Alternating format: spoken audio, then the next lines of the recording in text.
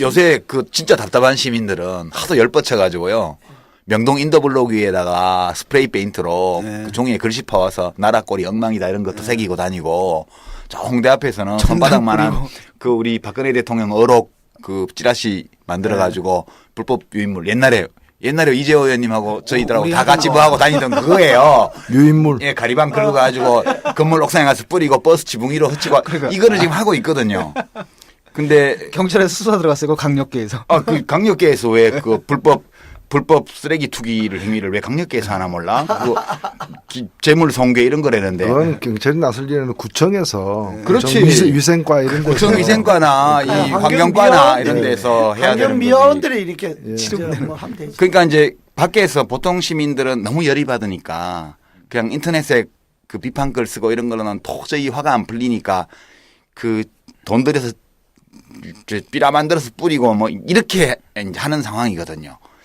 근데 이런 상황에서 이제 뭐 야당 중에 마음에 안 드는 건 해산시켜버리고 이제 그렇게 돌아가고 있거든요. 그러니까 시민들의 삐라살포 또 헌법재판소의 통합진보당 해산 결정 이런 것들이 되게 옛날 생각을 많이 하게 만드는데 소회가 좀 남다르실 것 같아요. 어떠세요?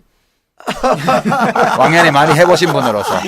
아니 저 길거리에 뭐 삐라 뿌리고 뭐 버스 타고 다니면서 삐라 뿌리고 뭐 건물 옥상에서 삐라 뿌리고 이렇게 하는 거는 솔직히 우리가 원조죠. 그렇죠. 그것도 표현의 자유라서 보호해야 된다고 박근혜 대통령도 말씀하셨고. 그건 원조인데 지금 그걸 무슨 쓰레기 무슨 무슨 쓰레기 불법 쓰레기 투기 혐의. 불법 쓰레기 그게 불법 쓰레기는 아니지.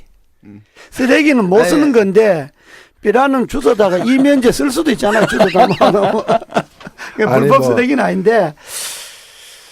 근데 청와대 민정수석실에서 만든 보고서도 찌라시라고 했으니까 이제 뭐 다 웬만한 건 종이로 된 거는 쓰레기 아니면 찌라시인 거지.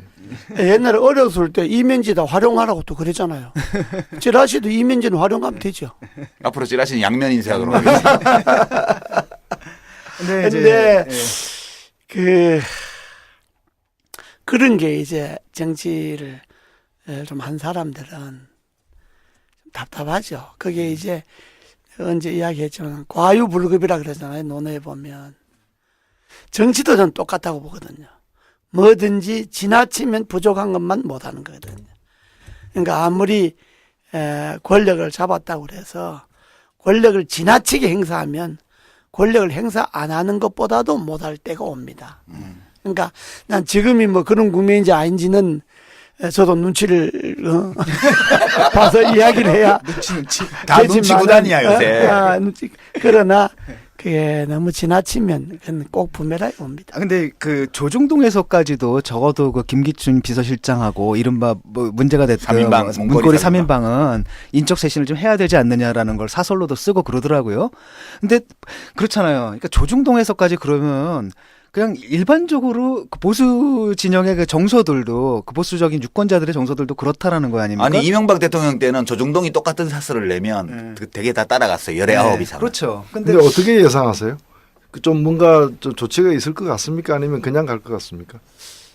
조치를 해야 되는 게 맞는 거 아니에요? 예, 그거는 뭐 다들 그렇게 뭐 말씀하시는데. 뭐 보수 진보를 떠나서 그 정도 청와대 청와대 안에서 그 정도 무리가 일어났으면 당연히 조치를 취하는 것이 국민에 대한 하나의 도리라고 봐야죠. 봐야 되는데 지금 뭐 그 여단 다 조치가 있을 거다고 쳐다보고 있는 것 아닙니까? 이제 조치가 그 감처럼 떨어지기를 이렇게 기다리고 그런데 예, 그게 여당이죠. 조치를 하라고 세게 이야기하기는 또 눈치 봐야 되고 그러니까 뭐 하긴 해야 되는데 하고 서로 쳐다보고 있는 거죠 뭐. 좀 아까 별난 사람들이니까 그랬다고 이제 옛날 참여정부 때나 그 말씀하셨는데 양쪽을 다 경험해 보셨잖아요. 지금 새정치연합이나 이쪽 그 정의당에는 옛날에 이재호 의원님이 이제 조금 바느질한 부분이 막 흘러 있는 그런 이상한 바바리를 깃을 세워서 입고 다니실 때 같이 다니면서 못된 짓 한 사람들이 이쪽에 많고요. 그다음에 이제 1994년에 저쪽으로 가신 이후로는 이제 아무래도 이제 보수 쪽은 돈도 많고 이제 뭐 학교도 좋은 데 나온 사람들이 많고 그 좀 체질이 다르잖아요. 예. 그게 그 단순히 그런 체질상의 차이 때문에만 눈치를 보는 것 같아요. 아니면 혹시 뭐 요즘 워낙 국정원이 세고 정보 정치를 하니까 새누리당 정치인들의 약점을 하나씩 다 국정원에서 잡고 있는 거 아니야? 이거 그런 생각도 좀 들거든요. 약점을 뭐 여다이라고 하는 거는 권력의 눈치를 보는 거는 기본적으로 자기인데 불이익을 당할까봐 눈치 보는 건 사실이죠. 그건 체질이고. 그 체질로 죽을 혹시 뭐 불이익을 당하지 않을까. 권력으로부터 분리. 또 하나는 이게 이러잖아 여당이. 여당 지도부는 청와대 눈치 보고 국회의원들은 당 지도부 눈치 보고. 공천 받아야 되니까. 당 지도부 눈치는 공천에 혹시 불이익을 당할까. 또 권력 눈치는 혹시 저러다 또 뭐 내가 뭐 옛날에 뭐 잘못한 거 있으면 또 뭐 어떻게 검찰에서 뭐 또 이렇게 오라가라 그런 건 아닌가 뭐 이런 눈치 보는 거고. 그러니까 여당 자연적으로 눈치를 보니까 내가 그저께 우리 시골 고등학교 동창들이 뭐 송년한다 그래서 갔는데 그저 아주 입 바른 소리 잘하는 친구가 있어요. 아주 이번에 내보고 그 친구들 다 있는데 아주 그 친구는 뭐 아주 뭐 안면 무시하고 입 바른 소리 하니까 내보고 야 재호야 네 새누리당이가 그래 뭐 이거 모르나 그러니까 그게 뭐 얼마 새누리당이나 새 눈치 다이지 막 새 눈치다. 그래서 사람들이 와 웃고 이제 저 말았는데 그런 것이 뭐 당은 좋아요. 뭐 결국은 뭐 당 내부나 뭐 청와대 관계 뭐 그렇다 쳐도 당이라는 게 기본적으로 국민을 위해서 있는 거잖아요. 정치라든지 정권을 잡는다는 게 국민을 위해서 자꾸 그러는 건데 그런 눈치가 국민들에겐 도움이 안 되는 거죠. 자꾸 이게 묻어가는 거니까. 그러니까 새해가 되면 여당도 좀 그 눈치 보는 거 그만해야죠. 그래야 되지. 계속 이렇게 가면 한국 정치가 너무 거꾸로 가죠. 제가 꼭 여쭙고 싶은 게 또 하나 더 있는데요. 예. 그 이제 이재호 의원님은 뭐 제가 아는 한 아마 새누리당에서도 대표적인 약점 없는 정치인으로 사실은 평가받고 있어요. 그래서 이제 가끔 소신 발언하시는 것도 약점이 없으니까 겁나는 게 없으니까 저렇게 소신 발언하는 게 아닌가 이렇게 추측이 되기도 하거든요. 근데 이제 또 다른 분 중에 또 이게 대표적으로 약점 없는 걸로 이렇게 보이는 분이 김문수 전 지사이신데 뭐 잘 알지 않습니까 사실은. 그래서 근데 김문수 전 지사는 좀 소신이 좀 방향이 이상해가지고 그 서강대에 가가지고 뭐 왜 학생들이 그 동문 선배인 박근혜 대통령 지지하지 않느냐 왜 안 좋아하느냐 막 이렇게 다고치고 그런 거 볼 때 그 왜 그렇습니까? 그 제가 볼 때 눈치 봐서 하는 얘기 같지는 않고 좀 확신분 같은데. 예. 그 뭐 친한 사이니까 내가 뭐 예. 아니 지난 사이니까 말씀을 좀. 예. 왜 그렇게 됐어요? 나는 뭐 사실 뭐 그 약점을 뭐 사람이 살아가면 뭐 또 모르겠지만 그러나 뭐 정치적이나 사법적으로 뭐 내가 뭐 불이익을 당할 만큼 뭐 그런 약점을 갖고 있는 사람은 아니니까 나는 약점이 없고 약점이 없으니까 난 뭐 또 바른 소리 할 수도 있지만은 약점은 없어도 욕심이 있는 사람이 있을 수가 있죠. 빙고. 예. 그러잖아요. 그러니까 나는 약점도 없고 욕심도 없으니까 내 정치에 소신껏 한다는 그럼 오늘 사람이고. 뉴스 하나 나왔다. 이재호 의원 대권 출마 포기. 또 약점은 없어도 욕심이 있는 사람들은 아무래도 눈치 아닌 눈치를 볼 수 있지 않겠어요. 그 욕심이 약점이지. 예. 그렇죠. 뭐 그게 이제 결과적으로 국민 가서는 눈치 보는 게 더 있죠. 낫지 않아요? 욕심 그거죠. 챙기는데. 예, 그러니까 국민 눈치를 봐야지.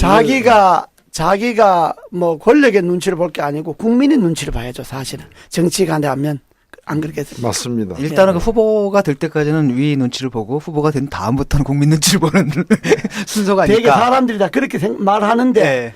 그렇게 말해갖고 된 사람이 그렇게 된 건 하나도 없죠. 네.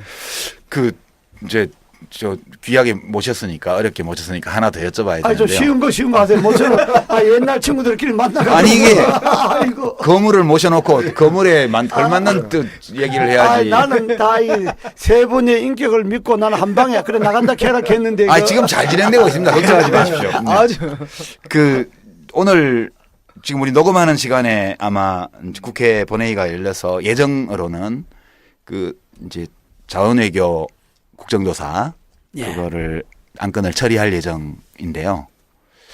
위원들도 여야가 다 8명씩 예. 정해졌고 저희 정의당에서는 김재남 의원이 위원으로 들어가 있던데 이거 관련해서 좀 설왕설래가 있어요. 보니까 지금 4대강 우리가 저는 개인적으로 4대강이 국정조사가 필요한 문제라서 이걸 좀 해봤으면 먼저 했으면 하는데 이제 자원외교부터 나왔으니까 근데 여기 정인 채택 문제를 가지고 좀 벌써 언론에 보도가 있어요. 이명박 전 대통령께서 정인으로 나오는 문제를 가지고 뭐 된다느니 안 된다느니 뭐 이런 것 공방전이 예상된다. 예. 특히 이제 뭐 제목은 친이계 의원들 결사 반대 이런 게 나오고 있어요.